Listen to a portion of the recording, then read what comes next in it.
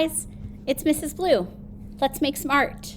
Today I thought we would make a campfire scene with the logs of wood kind of coming out of the bottom of the campfire, creating the base of the fire. So I thought that would be a really nice activity for today. So if you're excited about making a campfire scene, stick with me. Today, for this project, you will need a piece of paper facing tall, a black marker, a pencil, and something to color your art. I used watercolor paints on my campfire scene, but you could use anything you like. So pause the video, run off and gather your supplies, and come back and join me. Okay, so let me move that out of the way.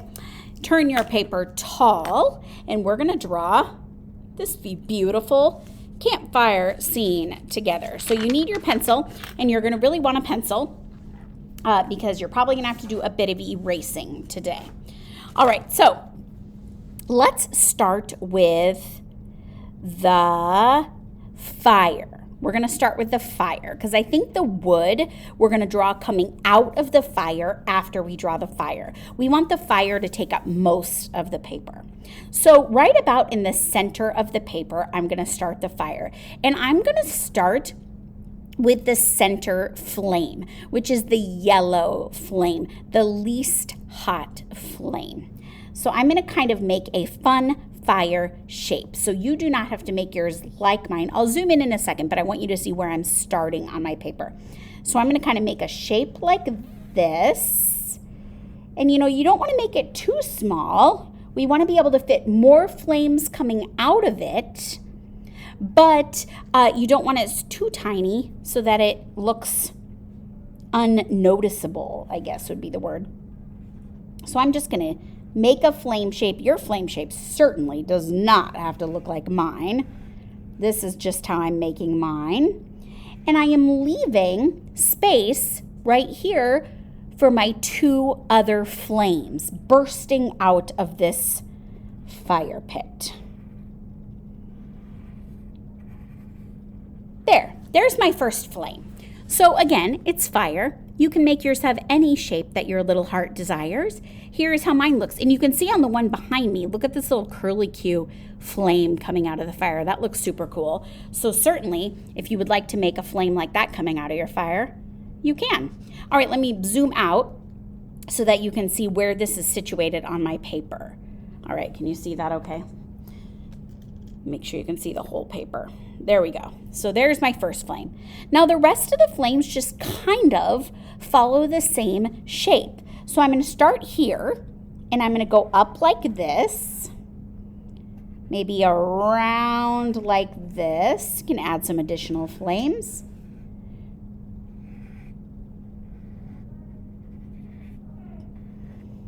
Around and around. So there's my second flame. So it's a little bit different than the first one to give it some character. And maybe coming off of this yellow flame, I'll add a little burst of fire right here. I like that. Okay, now I'm going to start here. And I'm going to continue the flame like so, all the way almost to the edge of my paper. Right? Keeping that same kind of shape. And one last spot there. There is my giant red flame. And now I'm going to add a burst of fire here, a burst of fire here. Did you just hear the school bell for switching classes? There's no classes today, so we don't need to worry about that bell today. All right, there's my flame. Pretty magical. I love that flame. It looks pretty good. All right, so those are my three flames. Again, I'm moving rather quickly, so pause the video whenever necessary. We are going to create the logs down below. We're going to start with the log coming straight out, right in the middle. So I'm going to start right here, right in the center of my paper near the bottom, and I'm going to make kind of an oval shape like that. And then I'm going to do a little curlicue in the middle, which makes it look, can you see below me, in the picture below me, down there? Do you see that curlicue down there? So there's the curlicue. And now all I have to do is connect the log to my fire. There we go. There's my first log. And now I'm going to make 2 circles on either side of this, just a little bit higher up. So one here and one here. And then a curlicue, curlicue. Connect, connect, connect, connect. There we go. And last but not least, I'm actually going to switch this, you guys. I'm going to switch this.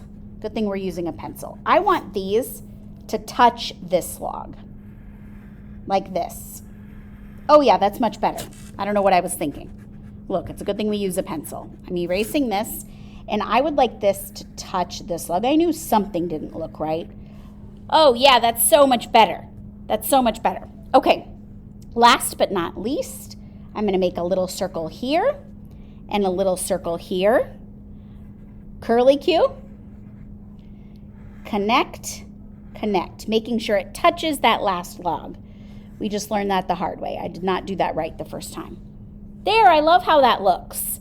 So there's my pile of logs with the fire flaming up. The last thing we have to do is we have to create the ground that this is sitting on, right? So I'm going to go way up here, and I'm going to draw a line here and here. Now, instead of my fire pit floating in the air, it is sitting on the grass, which is where it should be. Okay, now grab your marker, and super annoying, but worth it. Let's trace everything with marker. If you use a Sharpie marker and you're about to paint with watercolors, the Sharpie marker will not smear onto your paper. Whereas if you use a black Crayola marker and then you paint on top of it, the black marker will bleed into your art, and you will be very sad because your art will start to look gray. That's why I like to use Sharpie markers, even though we have to be careful because they are permanent. We don't want to get them on our clothing or on the table underneath.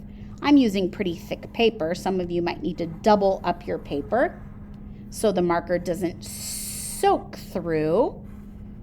Here we go, doing some tracing.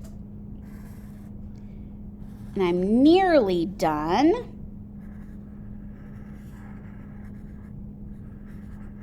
There we go. It's a good thing I'm tracing with marker so that my logs where I erased will look nice and neat. Then I can erase all of these pencil lines,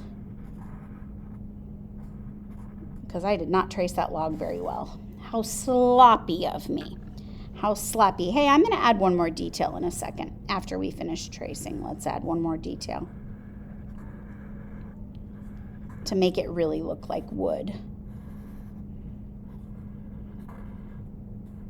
There we go. Now, I'm going to go ahead and just add some lines like this on my logs, just to make them look like real logs with some texture, right?